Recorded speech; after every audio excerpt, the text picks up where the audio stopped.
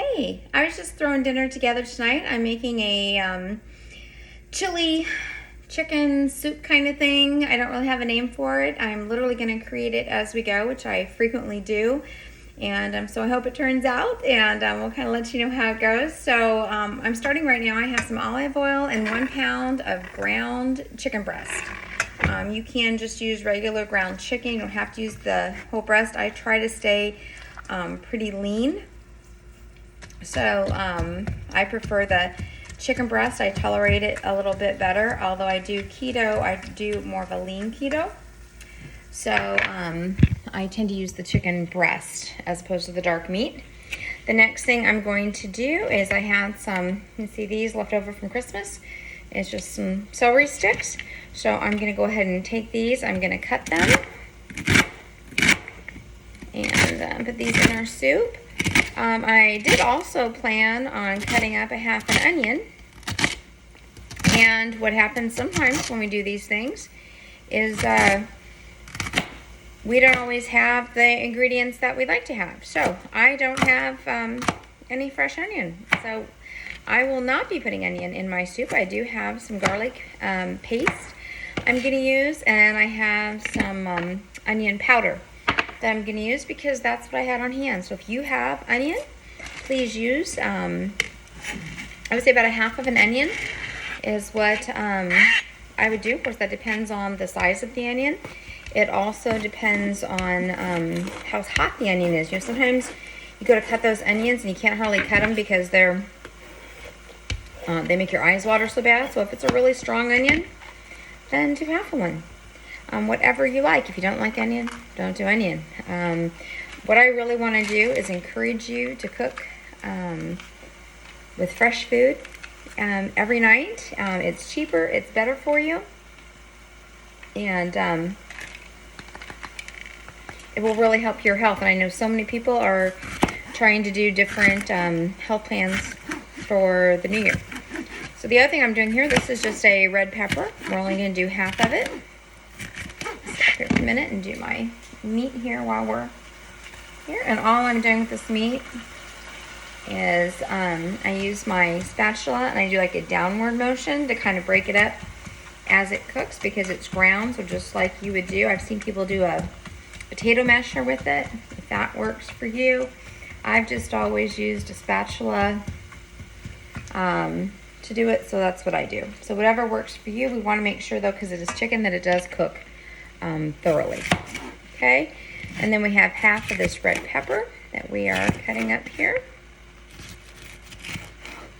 So basically, first thing I did is I cored it,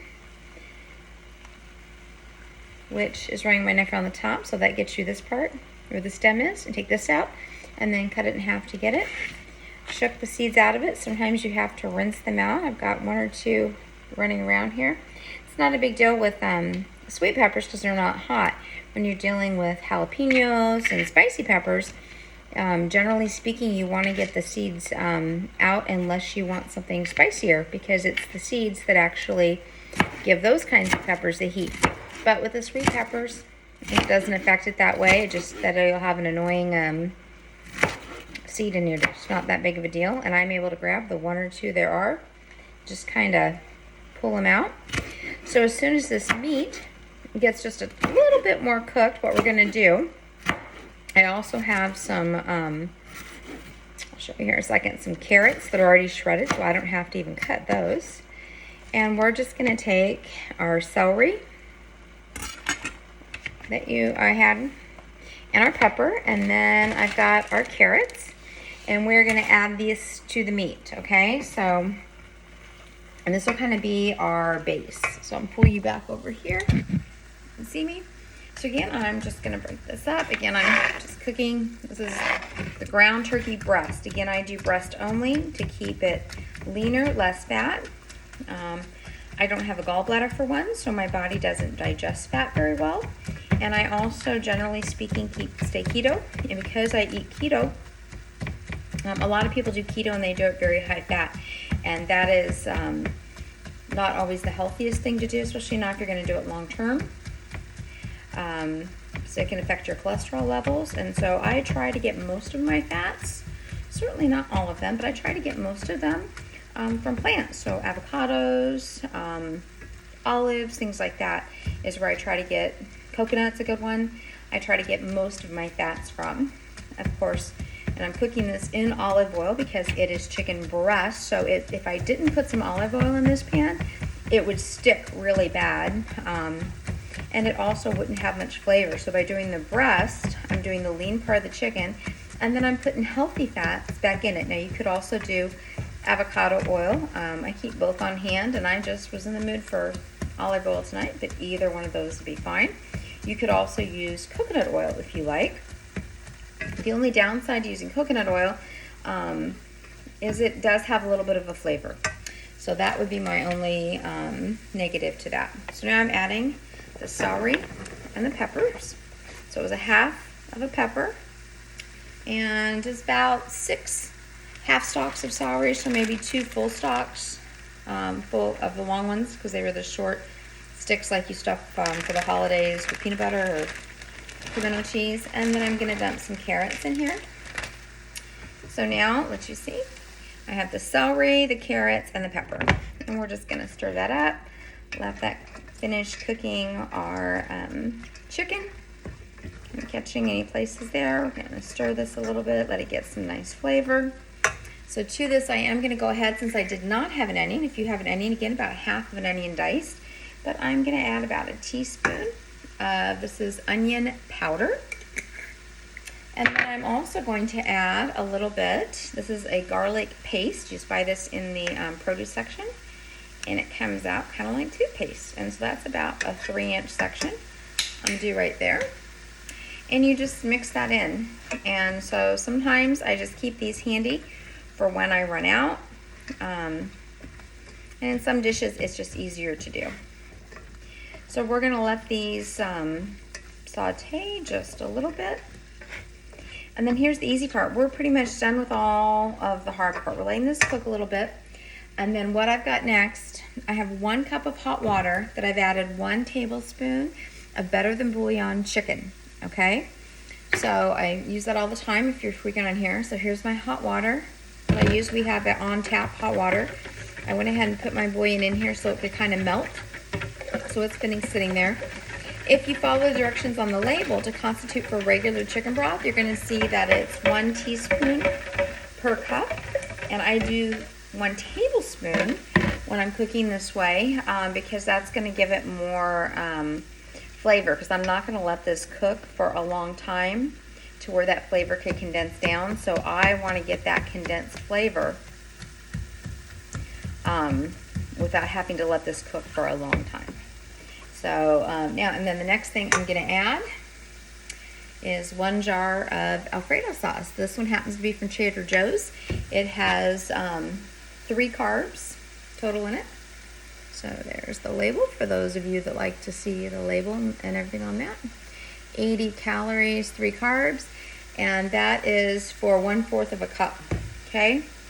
So if you're eating keto, you'll need to be mindful how much that is. Now remember, it's 1/4 cup of the sauce.